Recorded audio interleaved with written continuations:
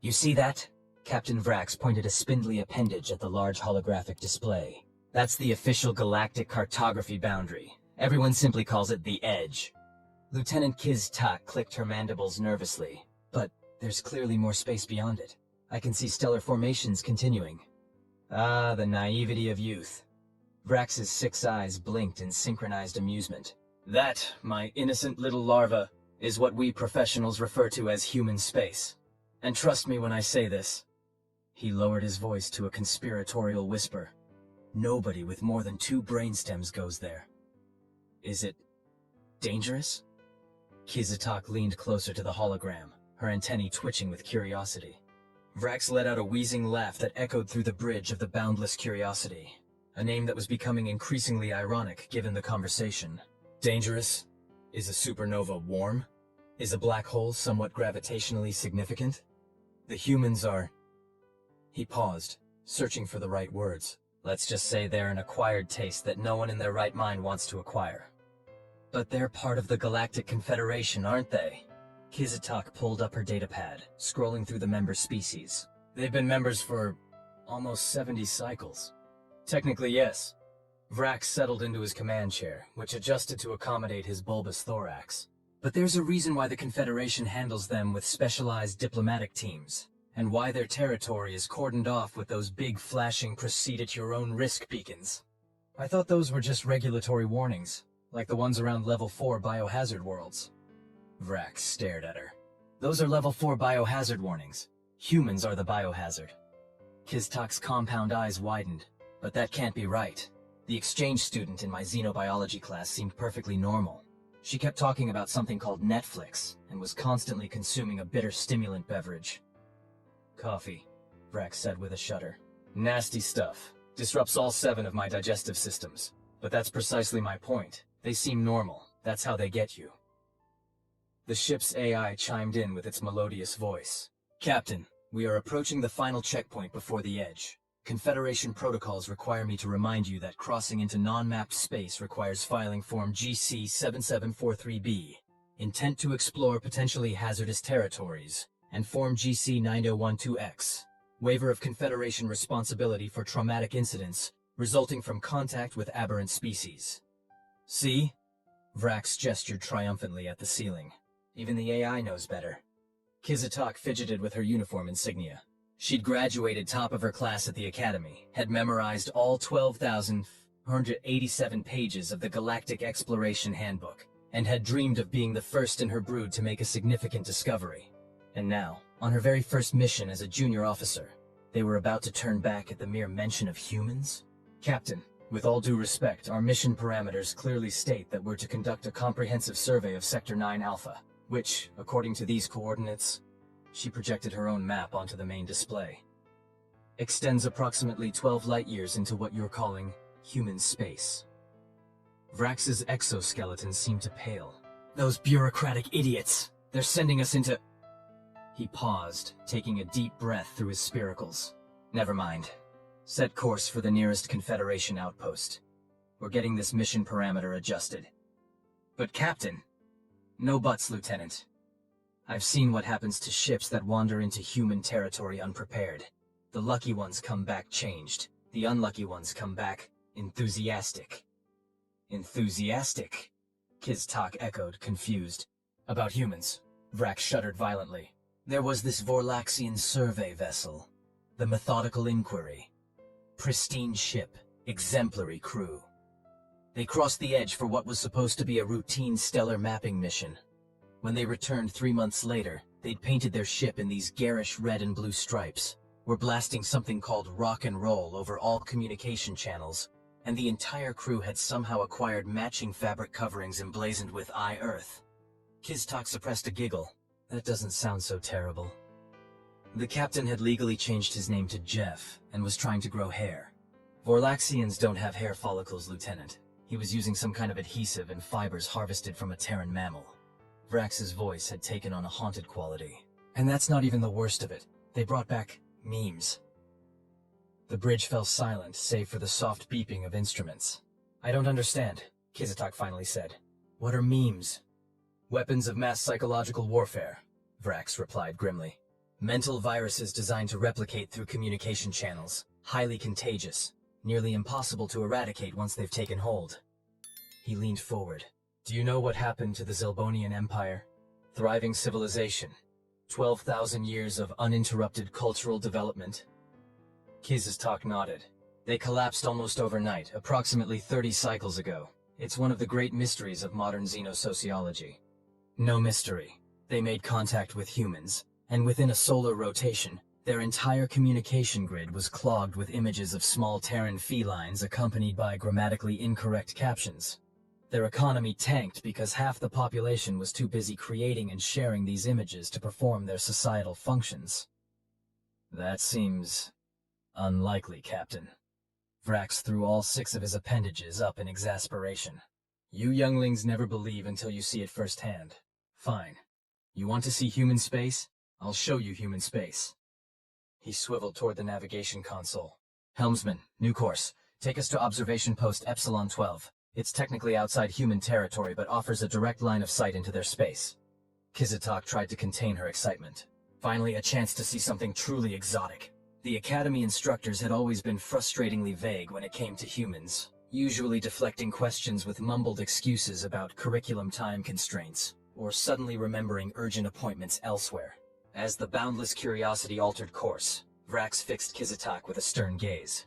I'm only doing this because it's better you learn now, under controlled circumstances, than blunder into human space unprepared someday. Consider this your real education, Lieutenant. Observation post Epsilon 12 wasn't much to look at. A small asteroid-based facility with minimal crews rotating on 3-cycle shifts. Its primary function was to monitor the edge and serve as an early warning system for any unusual activity emanating from human space. As Vrax and Kizz'Tak materialized on the transport pad, they were greeted by a lanky Dravarian with the characteristic blue-tinged carapace of his species. Captain Vrax, what an unexpected pleasure. The Dravarian's voice modulator vibrated with forced enthusiasm. We so rarely get visitors out here in the void. Commander Drex, Vrax acknowledged with a curt nod. This is Lieutenant Kizz'Tak, fresh from the Academy and laboring under the delusion that humans are just another species to study and catalog. Drex's compound eyes shifted to regard Kizz'Tak with what might have been pity. Ah, to be young and ignorant again. Come, let me show you our observation deck. We've just upgraded our long-range sensors, and the resolution is quite remarkable now. They followed Drex through sterile utilitarian corridors until they reached a large circular room, dominated by a massive view screen currently displaying what appeared to be empty space. Where are the humans? Kizz'Tak asked, unable to hide her disappointment. Drex chuckled, the sound like pebbles rattling in a metal container. We're not looking at their homeworld, Lieutenant. That would be... He glanced at Vrax. Inadvisable without proper psychological preparation. No. We're observing one of their outer colony systems, specifically Proxima Centauri. With a few deft movements across the control panel, Drex adjusted the view. The screen shifted to display a reddish star with several orbiting bodies. He zoomed in on one of the planets, a blue-green marble that looked surprisingly Earth-like. Proxima Centauri B, Drex announced. One of their earlier extrasolar colonies, established approximately 40 cycles ago. Population around 3 million humans and... He checked a readout. Approximately 12,000 non-human residents, mostly diplomatic staff and xenoanthropologists studying the humans. People actually volunteer to study humans up close? Kizz'Tak couldn't keep the surprise from her voice. The Confederation maintains several research stations in human space, Drex confirmed. Though the turnover rate is... significant. Most researchers request reassignment within 2 standard cycles. Those who stay longer tend to go native, as the humans say. Is that a ship? Kizz'Tak pointed at a small moving dot near the planet's orbit. Drex magnified the image. What came into focus was a vessel that looked like it had been cobbled together from spare parts, with bulging sections, asymmetrical protrusions, and at least 3 different architectural styles visible in its construction. Ah yes, that's the Intrepid Spirit, a human interstellar freighter. Drex's tone was that of a museum guide pointing out a particularly grotesque exhibit. Note the complete disregard for aesthetic uniformity or aerodynamic principles. But space is a vacuum, Kizz'Tak pointed out. Aerodynamics are irrelevant. Precisely, Drex exclaimed, as though she'd proven his point. Yet other species still design their ships with sleek, elegant lines. It's a matter of cultural aesthetics. Humans, however, subscribe to what they call function over form, which apparently means if it looks like it was assembled during a gravity anomaly, but it flies, it's fine. Vrax snorted. Show her the defense systems. Drex pulled up a schematic overlay of the human vessel. Observe. Weapons systems here, here, and here. He indicated several points on the ship's hull. This is a civilian freighter, mind you, yet it's armed with enough firepower to take on a light cruiser. But that violates at least 16 Confederation treaties on militarization of commercial vessels, Kizz'Tak protested. Humans have a special dispensation, Vrax explained dryly. After the third diplomatic crisis when Confederation officials tried to enforce standard regulations, it was decided that it was easier to create an exception than to deal with their incessant arguments about the right to bear arms and better to have it and not need it. Drex manipulated the controls again. Let's listen in on their communications for a moment. Standard procedure is to monitor open channels for any signs of... He paused. Well, for any signs of humans being humans. The room filled with sound. A cacophony of voices, music, and background noise. Need that shipment yesterday, Donovan, not next week. The colony on Europa is... New episode of Galactic Kitchen Nightmares where Chef Ramirez tells a Zindarian restaurateur that their traditional fermented betting pool on whether the Arcturus miners can finally break their 16-season losing streak. Attention all vessels. This is not a drill. Repeat, this is not a drill. Anomaly detected in Sector 7. All civilian ships clear the area immediately. Drex hastily adjusted the controls, focusing on the last transmission. The view screen shifted to a different section of space where a swirling distortion was forming. What is that? Kizz'Tak asked, her scientific curiosity piqued. Trouble, Vrax muttered, his exoskeleton paling again. On screen, several human vessels were converging on the anomaly. Sleek, purposeful ships that looked nothing like the cobbled-together freighter they'd observed earlier. Human military response, Drex explained. Those are their rapid reaction vessels. Looks like they're establishing a containment perimeter around the spatial anomaly. Should we notify Confederation Central? Kizz'Tak asked, already reaching for her communicator. Vrax placed a restraining appendage on her arm. And tell them what? That humans are dealing with yet another reality-bending phenomenon in their territory? This happens at least once a month. Kizz'Tak stared at him in disbelief. Once a month? At minimum, Drex confirmed. Spatial anomalies, temporal distortions, dimensional rifts, spontaneous sentience events, rogue AI uprisings, ancient alien artifacts awakening. If it's weird, improbable, and potentially catastrophic, it happens in human space with alarming regularity. But why? Vrax and Drex exchanged a look. That, Vrax said quietly, is the question no one dares to ask. Or rather, the question no one wants answered. On the screen, the human vessels had formed a precise geometric pattern around the anomaly. Energy readings spiked as they activated some kind of containment field. The leading theory, Drex continued, his voice dropping to a near whisper, is that humans are... probability sinks. Probability sinks? Nexus points where the laws of statistical probability break down, Vrax elaborated. Areas where the improbable becomes commonplace, and the impossible merely unlikely. Some xenotheorists believe that's why they evolved such bizarre adaptive traits, Drex added. Their environment demanded extreme versatility, because anything could happen at any moment. Kizz'Tak's scientific training rebelled against this explanation. That sounds more like mysticism than science. Perhaps, Vrax conceded.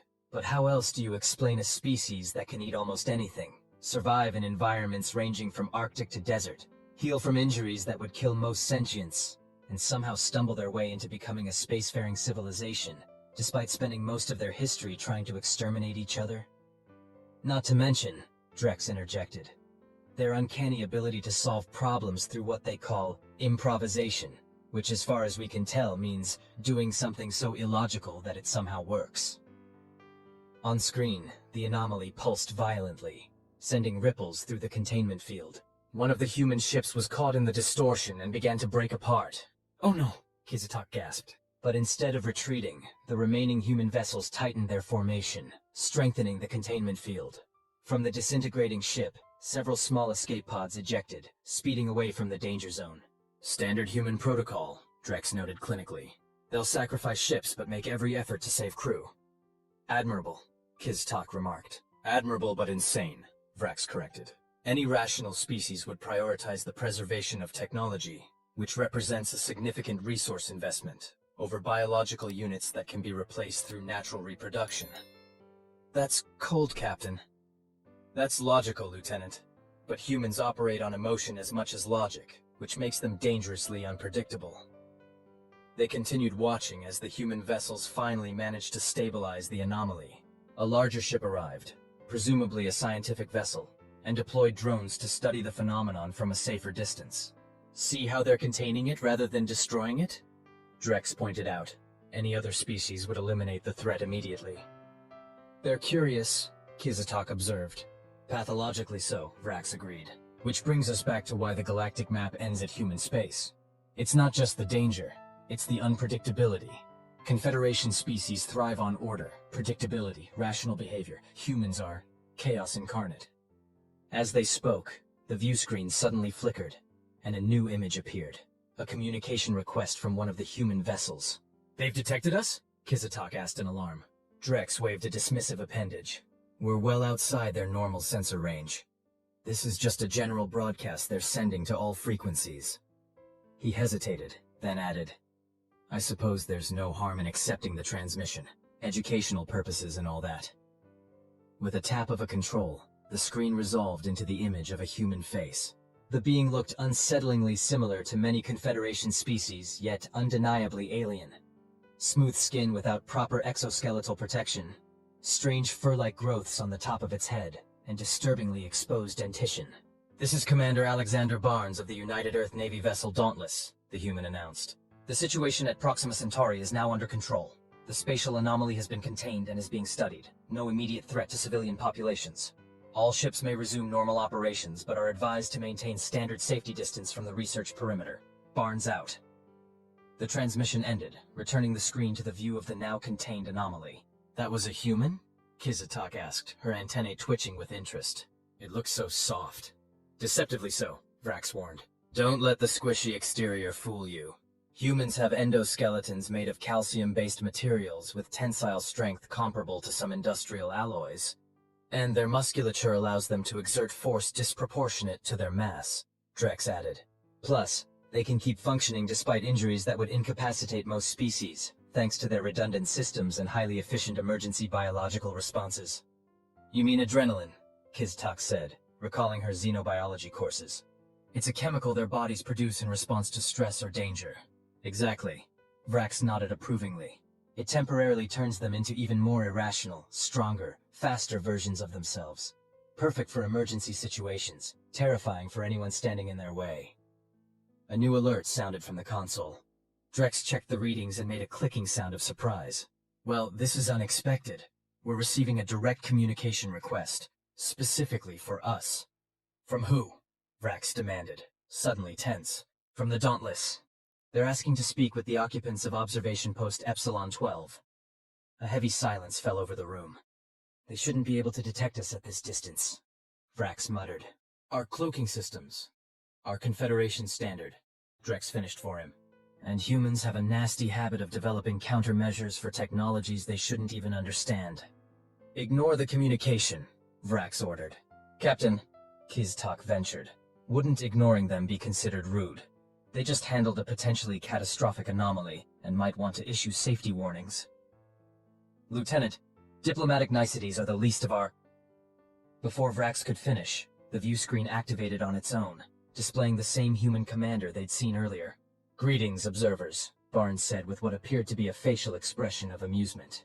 Sorry to intrude, but we noticed you watching the show and thought it might be polite to say hello. Vrax and Drax both froze in what Kizz'Tak recognized as an instinctual prey response. She found herself stepping forward. Hello, Commander Barnes. This is Lieutenant Kizz'Tak of the Confederation exploration vessel Boundless Curiosity. We were conducting routine observations of the sector when we noticed the anomaly. Impressive containment work. Barnes's face arranged itself into a new expression. Teeth partially exposed in what Kizz'Tak hoped was a friendly gesture, rather than a prelude to attack. Thank you, Lieutenant. Just another day in Proxima Centauri, I'm afraid. These quantum fluctuations have been increasing in frequency lately.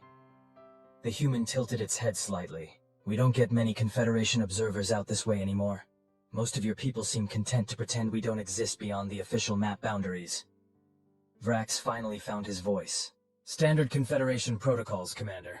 We respect the sovereignty of your space. Barnes made a sound that Kizz'Tak identified as laughter. Right. Nothing to do with the 3 diplomatic incidents last cycle when Confederation survey ships had unexpected encounters in our territory? I'm not familiar with those incidents, Kizz'Tak admitted. No, you wouldn't be, Barnes said. They were classified under Confederation Directive 47B, Prevention of Xenocultural Contamination. Drex and Vrax exchanged alarmed glances. How do you know about Directive 47B? Drex demanded. That's internal Confederation policy. Barnes's expression shifted again, this time to what Kizz'Tak's xenocultural database suggested was innocence, a concept most Confederation species found philosophically suspect. Is it? Must have read it somewhere. We humans are voracious consumers of information. Speaking of which, the human leaned closer to whatever imaging device was capturing their likeness. Lieutenant Kizz'Tak, since you're clearly interested in our little corner of the galaxy, why not come visit properly? We maintain an open-door policy for scientific and cultural exchange. Your captain and Commander Drex are welcome too, of course. Absolutely not, Vrax stated firmly. Perhaps another time, Drex added more diplomatically. A shame, Barnes responded. We're hosting the Interstellar Cultural Festival next month. Over 30 species attending, most from beyond Confederation space. The Arcturians are bringing their harmonic crystal orchestras, and I hear the Rigelian culinary delegation has prepared a feast that spans 5 dimensions of taste. Despite herself, Kizz'Tak felt a flutter of interest. Her species were natural xenoanthropologists, their evolutionary history as social insects, predisposing them to fascination with community structures and cultural exchange. It does sound intriguing, she admitted. Lieutenant, Vrax hissed in warning. Barnes continued as if he hadn't heard the interruption. Well, if you change your minds, the invitation stands. We'll even waive the standard quarantine protocols as a professional courtesy. The human's expression shifted again, becoming more serious. Be advised that the festival coincides with something we call Halloween, so some of the decorations and costumes might seem a bit intense to Confederation sensibilities. Halloween? Kizz'Tak repeated the unfamiliar word. Cultural celebration involving ritualized simulation of fear responses and consumption of sucrose-based nutrients, Drex explained quickly. Classified as a Level 3 xenocultural hazard due to potential psychological impact on unprepared observers. Barnes laughed again. That's one way to put it. Anyway, we should get back to studying this anomaly before it decides to misbehave again. Feel free to keep watching from your hidden observation post. Barnes out. The transmission ended, leaving the 3 of them staring at the screen in uncomfortable silence. Well, Vrax finally said, I hope that was educational, Lieutenant. Indeed, Captain. Kizz'Tak's mind was racing with new questions. They seem much more aware of the Confederation than our briefings suggest. Humans have an inexplicable knack for knowing things they shouldn't, Drex confirmed. It's on the official list of disturbing human traits maintained by the Xenological Institute.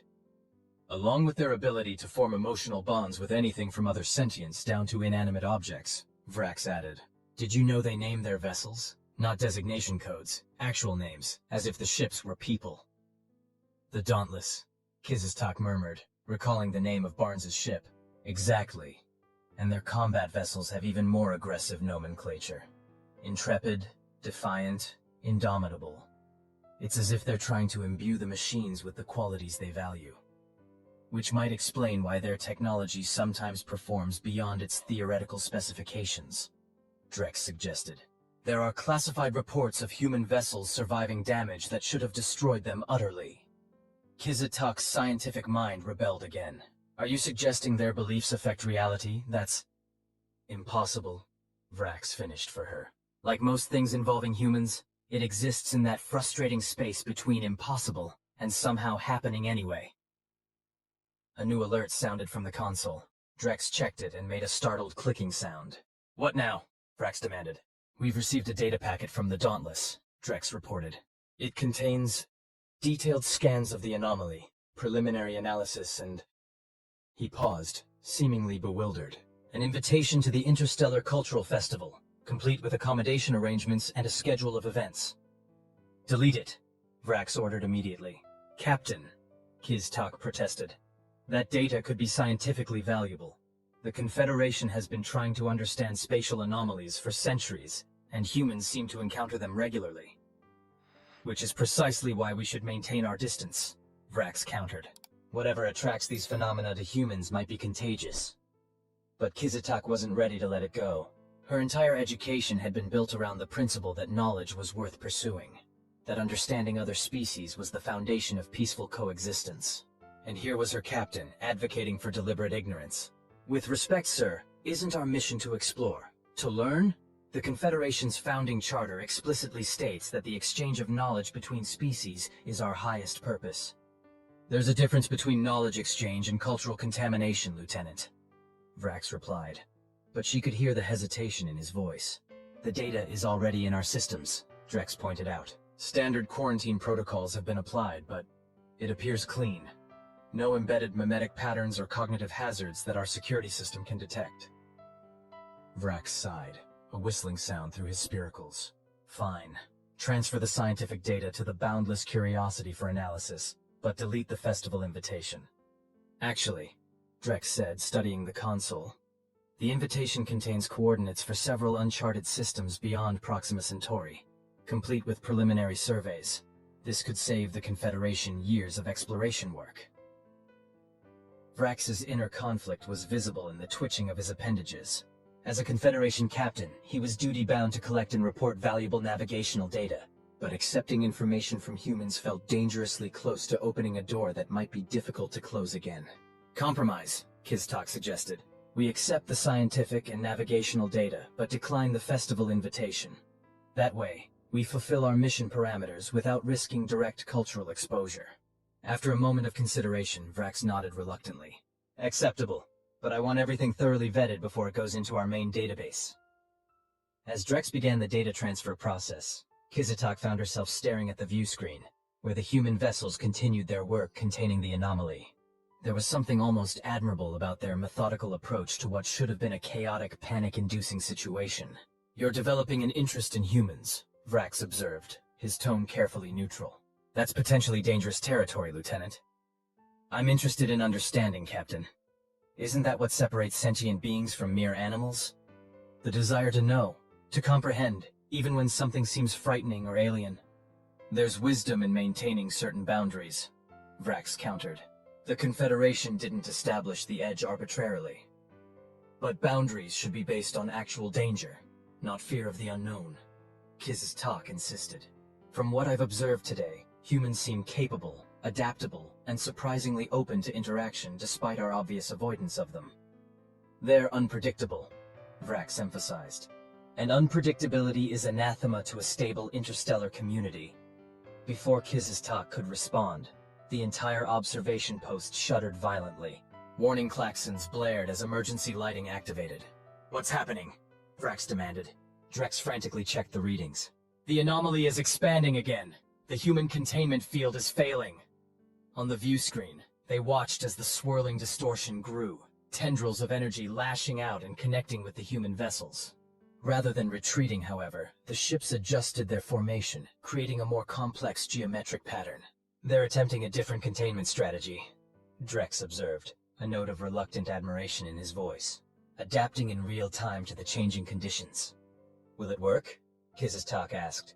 Unknown. Our sensors indicate the anomaly is generating temporal distortions now as well as spatial ones. That's significantly more dangerous. Another violent shudder ran through the station. Warning messages flashed across multiple screens. We need to evacuate, Vrax decided. Drex, initiate emergency protocols. We'll return to the Boundless Curiosity and withdraw to a safer distance. Captain, Kizz'Tak interjected. We can't just leave. What about the humans? They chose to live in this chaotic region of space, Vrax retorted. We didn't. But that's an order, Lieutenant, Vrax said firmly. Prepare for emergency transport. As they moved toward the transport pad, the view screen activated again, showing Commander Barnes. The human looked tense but controlled. Observation post Epsilon 12. Our sensors indicate the anomaly's effects are reaching your position. Your shielding won't hold against the temporal waves. Recommend immediate evacuation to minimum safe distance of 3 light minutes. Already underway, Commander, Vrax replied. We advise you to do the same. Barnes shook his head. Negative. If we abandon containment now, the anomaly will expand exponentially. Half the Proxima system would be compromised within hours. Surely your lives are worth more than the lives of millions of colonists? No, Captain, they're not. Barnes's expression hardened. This is why we're out here on the edge of known space, dealing with these phenomena. Better us than unprepared worlds. Something in the human's words struck Kizz'Tak. You know, don't you? You know that these anomalies are drawn to human space. Barnes's expression shifted to something more complex. We have theories, nothing concrete. But yes, we've noticed the pattern. It's part of why we maintain our territory as a buffer zone between the Confederation and whatever's out there. Vrax and Drex exchanged stunned glances. You're deliberately containing these phenomena? Vrax asked incredulously. Acting as some kind of cosmic shield for the rest of the galaxy? Someone has to, Barnes replied simply. We seem to have a knack for it. Now I suggest you complete your evacuation. Things are about to get rather interesting here. The transmission cut off as another, stronger tremor shook the station. Transport pad is ready, Drex announced. But we have a problem. The temporal distortions are interfering with the matter stream coherence. We can only transport one at a time, and there's a significant risk of pattern degradation. You two go first, Kizz'Tak said immediately. I'll monitor the situation and follow. Absolutely not, Vrax began, but Drex interrupted. She's right, Captain. The Lieutenant's exoskeleton has a higher resistance to chronometric particles due to the unique molecular structure of her species. She has the best chance of maintaining coherence if the distortions increase.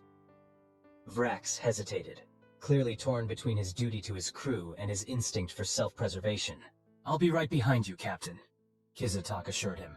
Scientific curiosity only extends so far. I have no desire to become temporally displaced. After a moment, Vrax nodded reluctantly. Very well, but that's a direct order, Lieutenant. You transport out the moment we're clear. Understood, sir. As Vrax stepped onto the transport pad and disappeared in a shimmer of energy, Kizz'Tak turned back to the view screen. The anomaly had grown significantly, now engulfing several of the human vessels. Yet the remaining ships maintained their positions, adjusting their containment field to compensate for their fallen comrades. They're not retreating, she marveled. Humans rarely do when others are at risk, Drex said, his voice holding a mix of exasperation and grudging respect. It's their most admirable and most baffling quality.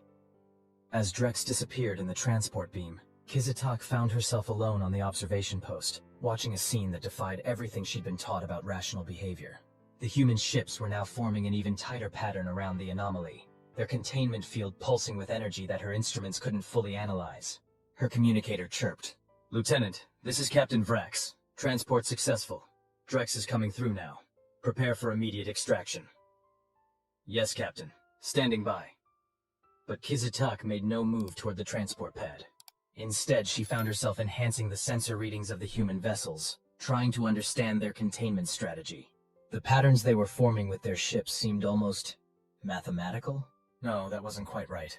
They were musical, harmonic resonances translated into spatial arrangements.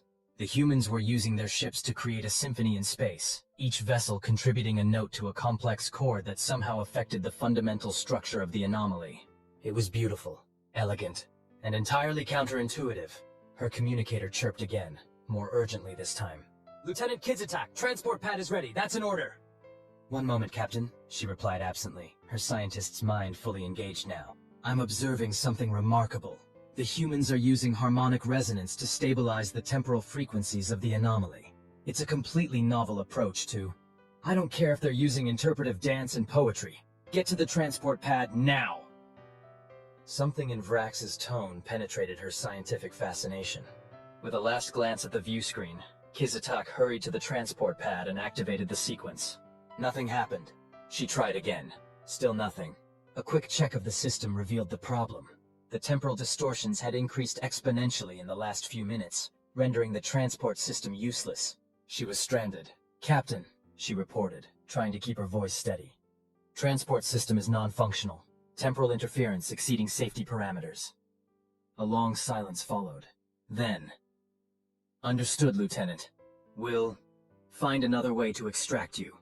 Maintain position and minimize power usage to avoid attracting the anomaly's attention. The false confidence in Vrax's voice told her everything she needed to know. There would be no rescue. At least not before the observation post was engulfed by the expanding anomaly. Her first mission would apparently also be her last. Strangely, she found herself more curious than afraid. If she was going to be temporarily displaced, at least she'd go out doing what she loved, observing a new phenomenon. Her broodmates back home would have approved, even as they clicked their mandibles in mourning. The view screen activated again, showing Commander Barnes. The human looked more disheveled now, with a thin line of red fluid, blood she recalled from her xenobiology classes, running from a wound on his forehead. Observation post. Our sensors indicate you're still aboard. Transport system compromised? Affirmative, Commander. Kizz'Tak replied, surprised by the humans' concern despite their own crisis. My captain and Commander Vrax managed to evacuate, but I'm experiencing technical difficulties. A strange expression crossed Barnes's face. Determination, perhaps? Hang tight, Lieutenant. We're sending a shuttle your way. What? No, that's unnecessary. The risk to your personnel is acceptable. Barnes finished for her. We don't leave people behind, even Confederation observers who pretend they're not spying on us. Before she could formulate a response to this frankly accurate observation, Barnes continued. Shuttle ETA 3 minutes. Be ready to move fast. We'll need to punch through the interference field and we'll only get one shot at docking. The transmission ended, leaving Kizz'Tak staring at the screen in confusion. Why would humans risk their lives for a random Confederation officer? It made no logical sense. Yet according to her sensors, a small craft had indeed detached from the Dauntless, and was now accelerating toward the observation post, taking a dangerously direct route through the distortion field. Her communicator chirped again. Lieutenant, what's happening? Our sensors show a human vessel approaching your position. They're attempting a rescue, Captain, she reported, still not quite believing it herself. A rescue? Why would they? Vrax's voice trailed off, clearly as confused as she was. Are you sure it's not some kind of capture attempt? They might want to study a live Confederation officer. The cynicism in his tone bothered her more than she expected. I don't believe that's their intention, sir. They seem genuinely concerned for my safety. Humans don't do anything without ulterior motives, Lieutenant. Be careful. A new alert sounded. The shuttle had arrived and was attempting to dock with the observation post. The entire structure shuddered as mechanical clamps engaged, followed by the hiss of pressurization in the airlock. Kizz'Tak moved cautiously toward the entrance, unsure what to expect. The inner door slid open to reveal 2 humans in form-fitting suits that seemed designed for environmental protection and enhanced mobility. Both carried equipment she didn't recognize. Lieutenant Kizz'Tak, one of them called out. I'm Specialist Rivera. This is Technician Okafor. Commander Barnes sent us to get you out of here before this place becomes a temporal pretzel. Yes, that's me, she confirmed, momentarily taken aback by the humans' casual attitude toward their potentially fatal situation. Great. Grab any essential personal effects and let's move. We've got about 2 minutes before the harmonic containment field shifts phase again, and we need to be clear before that happens. Kizz'Tak had no personal effects to gather. This wasn't her station after all. I'm ready now. Perfect. Follow us, stick close, and if everything goes sideways, do exactly what we tell you. Clear? Clear, she agreed, falling in behind the humans as they led her to the airlock. As they passed through, she noticed the humans had brought an environmental suit modified to accommodate her physiological needs. You might want to put this on, Rivera suggested, handing her the suit. Our shuttle's environment is calibrated for humans, and I'm not sure how comfortable you'd find it. The thoughtfulness of the gesture surprised her. You prepared for my specific biology? Okafor shrugged. Standard procedure for rescue ops in multi-species areas. We keep adaptable suits on all our vessels. Never know who you might need to help out. This casual preparedness for aiding other species contradicted everything in the Confederation briefings about humans being isolationist and unwelcoming to non-humans. As she donned the surprisingly comfortable suit, Kizz'Tak found herself revising several of her assumptions. Once aboard the shuttle, a compact vessel with an interior that somehow combined utilitarian efficiency with unexpected comfort, Rivera took the pilot's position while Okafor helped secure Kizz'Tak in a seat modified for non-human anatomies. Buckle up, Rivera called back. This is going to be a sporty exit. Sporty? Kizz'Tak echoed, unfamiliar with the term in this context. Okafor grinned, exposing those strangely flat omnivore teeth. It means hang on tight and maybe don't watch out the windows. Before she could inquire further, the shuttle detached from the observation post and immediately executed a maneuver that seemed to involve rotating along 3 axes simultaneously, while accelerating at what felt like unsafe velocities. Kizz'Tak's inner gyroscopic organs struggled to compensate, and she found herself emitting an involuntary distress chirp. "Sorry about that," Rivera called back, not sounding particularly apologetic. "Had to dodge a temporal eddy. We're clear of the worst now." Through the viewports, Kizz'Tak could see the observation post they'd just left. As she watched, the structure seemed to shimmer, becoming transparent and then solid again in rapid alternation. Then, with a silent flash of light, it simply ceased to exist. Or perhaps it continued to exist, but in a different when rather than a different where. "That was close," Okafor remarked casually, checking readings on a portable device. 30 more seconds, and we'd have been having this conversation in a very different century. Kizz'Tak's communicator activated. "Lieutenant, are you there? Our sensors show the observation post has vanished." "I'm fine, Captain," she replied. "The humans extracted me before the temporal displacement occurred. I'm currently aboard their shuttle." A loaded pause followed. "They rescued you?" "Affirmative, sir. At considerable risk to their own personnel." Another pause. "I see. And what do they want in exchange for this assistance?" The question struck Kizz'Tak as both logical and oddly offensive. She glanced at Okafor, who was close enough to overhear the communication. The human merely raised an eyebrow. "We're good, thanks. Just doing what anyone would do." "They aren't asking for anything, Captain," Kizz'Tak reported, feeling strangely defensive of her rescuers. "Everyone wants something, Lieutenant," Vrax insisted. "Especially humans." Rivera called back from the pilot's seat. "Tell your captain we want you to experience our Halloween festival, eat too much candy, and then write a mildly exaggerated report about how weird humans are. That should satisfy his need to believe we have ulterior motives." Despite the tension of the situation, Kizz'Tak found herself emitting the clicking sound that was her species' equivalent of laughter. "I don't think my captain would appreciate that suggestion, Specialist Rivera." "Probably not," Rivera agreed cheerfully. "Most Confederation officers I've met seem to have had their sense of humor surgically removed during command training." "Lieutenant," Vrax's voice crackled through the communicator again. "What is your destination? We'll rendezvous and retrieve you." Kizz'Tak looked questioningly at Okafor. "We're returning to the Dauntless," the human explained. "Your ship is welcome to dock with us for personnel transfer, but they'll need to wait until we've contained this anomaly. Could be a few hours." "Did you hear that, Captain?" Kizz'Tak asked. Vrax's reply was immediate and emphatic. "Absolutely not. We will not dock with a human vessel. They can transport you to us once the situation is stabilized." Okafor's expression suggested this response was exactly what he'd expected. "Fair enough. We'll arrange transport once things settle down."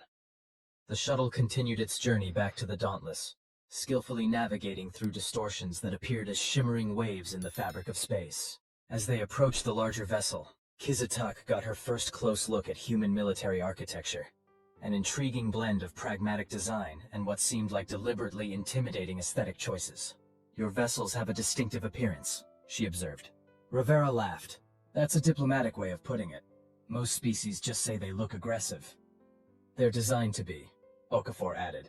"Psychological warfare is built into the hull configuration. Studies showed that certain geometric patterns trigger instinctive caution responses in most sentient species." "That seems manipulative," Kizz'Tak replied, though she couldn't deny the effectiveness as she felt her own instincts responding to the angular, predatory lines of the approaching ship. "Strategic," Okafor corrected. "If the appearance of our ships prevents a conflict, that's better than having to prove their capabilities in combat." The shuttle docked with the Dauntless with a precision that spoke of frequent practice. As the airlock cycled, Kizz'Tak found herself experiencing an unexpected emotion: excitement. She was about to become one of the few Confederation citizens to set foot on a human military vessel, and live to tell about it. "Welcome aboard the Dauntless," Rivera announced as the inner door opened. "Commander Barnes is waiting to meet you on the bridge.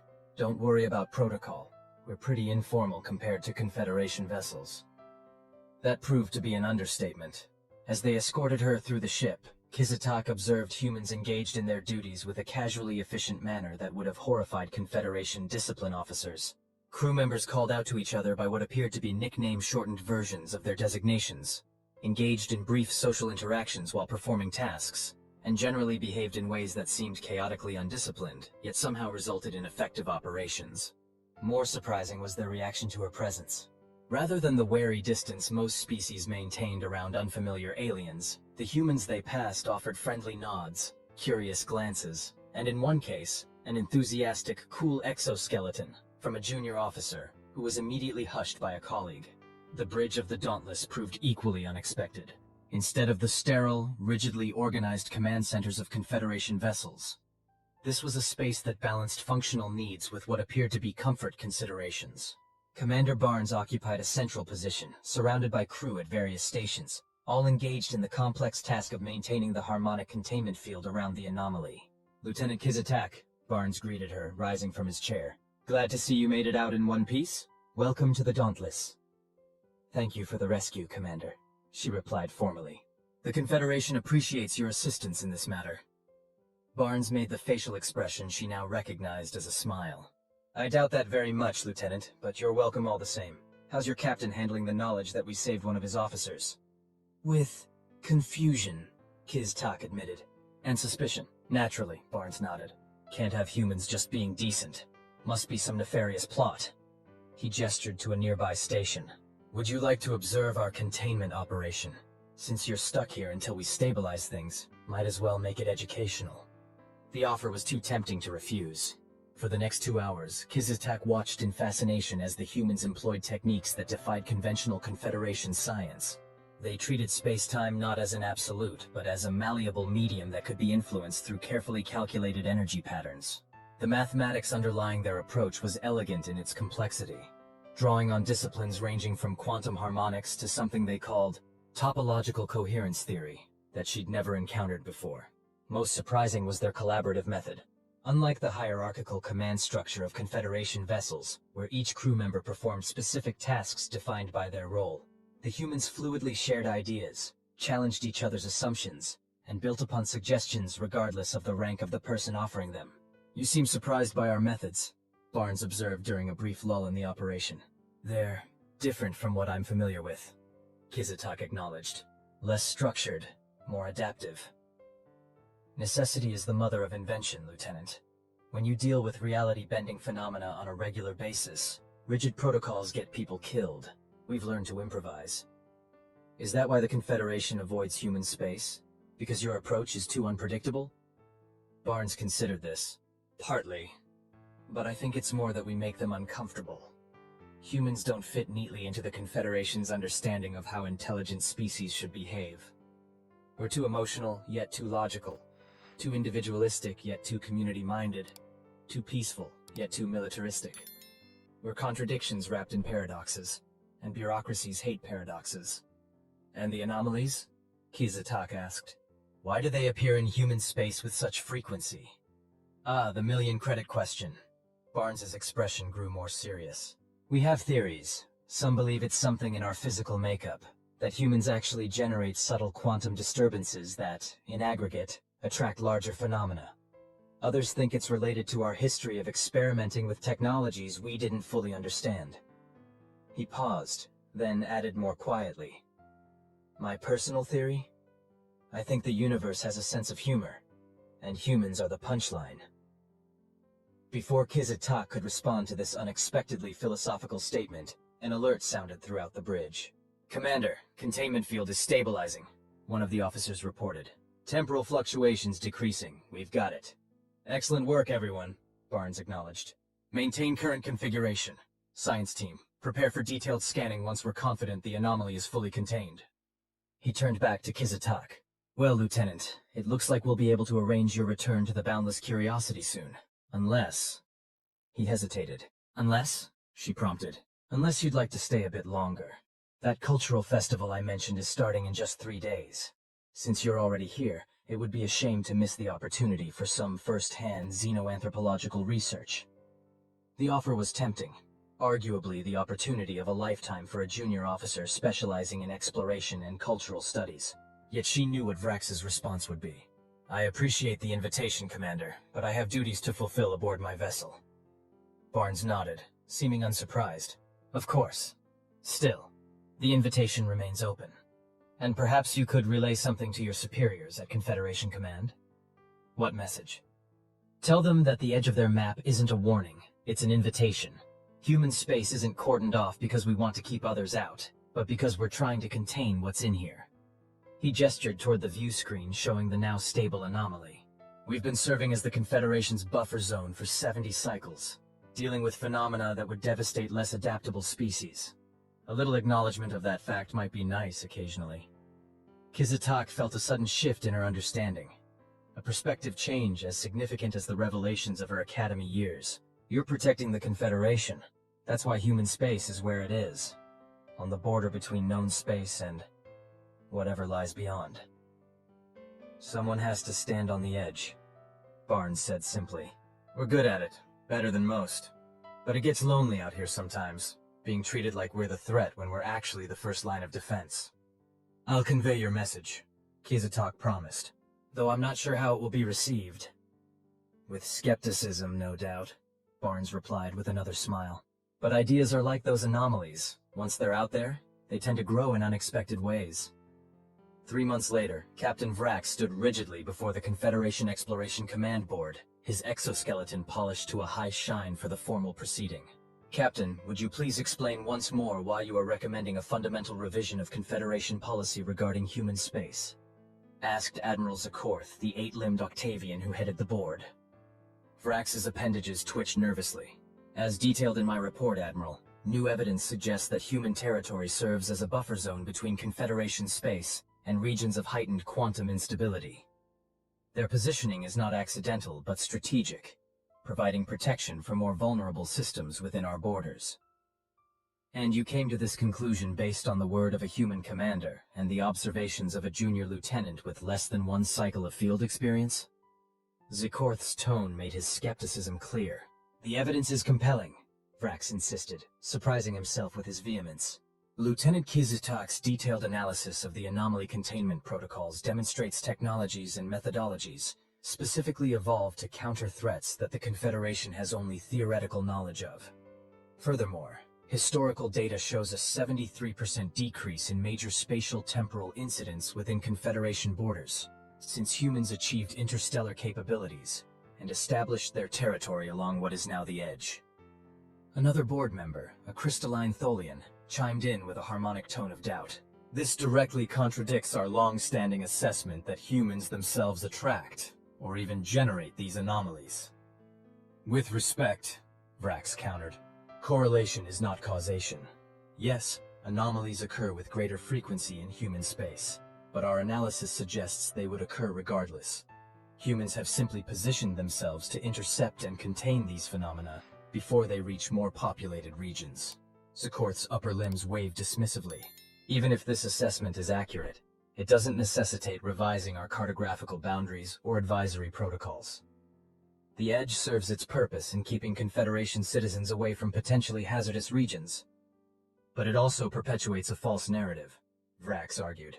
We're treating potential allies as threats, isolating a species that has effectively been serving as our defensive perimeter for 70 cycles without recognition or support. The board members exchanged glances, their various appendages, sensory organs, and communication structures conveying a mix of surprise and unease at Vrax's passionate advocacy. Captain Vrax, Zikorth said slowly, your service record indicates you were once among the most vocal supporters of minimal contact policies regarding humans. This represents a rather dramatic reversal of position. I was wrong, Vrax admitted simply. My perspective was based on incomplete information and cultural bias, rather than objective analysis. As exploration officers, we're duty-bound to revise our understanding when new evidence presents itself. Before Zikorth could respond, the chamber door slid open to admit an unexpected figure. Lieutenant Kizz'Tak, looking somewhat different than when Vrax had last seen her. Her exoskeleton had been decorated with intricate patterns that he recognized as a blending of traditional Takaran art, and... was that a human-style jacket she was wearing over her uniform? Forgive the interruption, Admiral, she said, mandibles clicking in formal apology. I was informed my testimony might be required. Zikorth's eye stalks swiveled to regard her. Lieutenant, your timing is appropriate. Perhaps you can explain why, after filing your report on the Proxima Centauri incident, You requested and were granted extended leave to return to human space as a cultural observer. Kizz'Tak's antennae twitched in what Vrax recognized as mild embarrassment. Scientific curiosity, Admiral. After witnessing their anomaly containment technologies firsthand, I wanted to understand the culture that produced such innovative approaches. The Interstellar Cultural Festival provided an ideal opportunity for immersive research. And did this immersive research include adopting human fashion sensibilities? Zekorth asked pointedly, gesturing to her jacket. This? A practical souvenir. Human environments tend to be cooler than Takaran preferences. The jacket was a gift from Commander Barnes when he noticed me experiencing thermal discomfort during the festival. She paused, then added, "It also has 17 pockets, which is remarkably efficient for fieldwork." Vrax suppressed the urging of his facial muscles to form what humans would call a smile. In the 3 months since the Proxima Centauri incident, his once-by-the-book junior officer had developed a distinctly more independent attitude. He couldn't decide whether to be proud or concerned. "Lieutenant," the Tholian board member chimed, "do you support Captain Vrax's recommendation to revise our approach to human space?" "I do," she replied without hesitation. "But I would go further. The data I've collected suggests we should be actively collaborating with humans on anomaly research and containment technologies, not maintaining artificial boundaries that impede knowledge exchange." "That would represent a significant policy shift," Zekorth noted. "One with potentially far-reaching consequences for Confederation cultural stability." "With respect, Admiral," Kizz'Tak countered, "cultural stability achieved through deliberate ignorance is an illusion. The phenomena humans routinely contain don't recognize our political boundaries. If their buffer zone were to fail, the Confederation would be woefully unprepared to respond." The chamber fell silent as the board members absorbed this uncomfortable truth. Finally, Zekorth spoke again. "Captain Vrax, Lieutenant Kizz'Tak, your recommendations will be taken under advisement. The board will require time to review the complete data and consider the broader implications. You are dismissed." As they exited the chamber, Vrax turned to his junior officer. "That jacket really does have 17 pockets?" 19, actually," Kizz'Tak replied, her mandibles clicking in amusement. "I didn't want to sound too enthusiastic about human design efficiency." "And how was the festival?" Vrax asked, genuinely curious despite himself. "Educational, chaotic, occasionally terrifying, particularly the haunted starship experience they created for Halloween." Her antennae twitched with what might have been excitement. "But mostly, fun." "Fun." Vrax repeated the word as if testing an unfamiliar concept, not a term commonly used in official Confederation reports. "Perhaps it should be, sir." Her compound eyes seemed to gleam with newfound perspective. "Humans have an interesting philosophy. They believe that facing the unknown, even the terrifying unknown, is easier when approached with humor and camaraderie rather than rigid protocols." "And you think this approach has merit?" "I think..." Kizz'Tak considered her words carefully. "I think the galaxy is stranger and more dangerous than the Confederation likes to admit, and that pretending the edge is the end of what we need to know is a comforting fiction we can no longer afford." Vrax found himself nodding in agreement. "When I first took command of the Boundless Curiosity, I believed exploration was about mapping what exists and categorizing it according to established parameters. Now I wonder if true exploration means being willing to redraw the maps entirely." "Speaking of which," Kizz'Tak reached into one of her many pockets and withdrew a small data crystal. "Commander Barnes asked me to give you this. It contains updated navigational data for regions beyond the edge, including anomaly frequency patterns and recommended safe corridors." Vrax accepted the crystal with a mixture of professional interest and lingering wariness. "This is classified information they're sharing freely?" "Not freely," Kizz'Tak corrected. "In exchange, Barnes would like your personal recommendation for the best restaurants in the Confederation core worlds. Apparently, he's developing a taste for xenogastronomy and plans to visit during his upcoming leave." Despite himself, Vrax emitted the wheezing sound that was his species' equivalent of laughter. Humans. They face cosmic horrors as a matter of routine, yet still find time to worry about where to find a good meal. "That's what makes them interesting," Kizz'Tak replied. "They know the universe is vast, strange, and potentially lethal, yet they meet it with curiosity rather than fear." Her voice took on a thoughtful quality. "Maybe that's why the galactic map ends at human space. Not because no one dares to go there, but because humans are the ones who dare to go beyond." As they walked through the halls of Confederation Command, Captain Vrax found himself contemplating a future where the Edge was not an ending, but a beginning. A gateway to collaboration with a species he'd once feared, now facing the unknown together. Perhaps, he thought, it was time for the Confederation to be a little more human. End.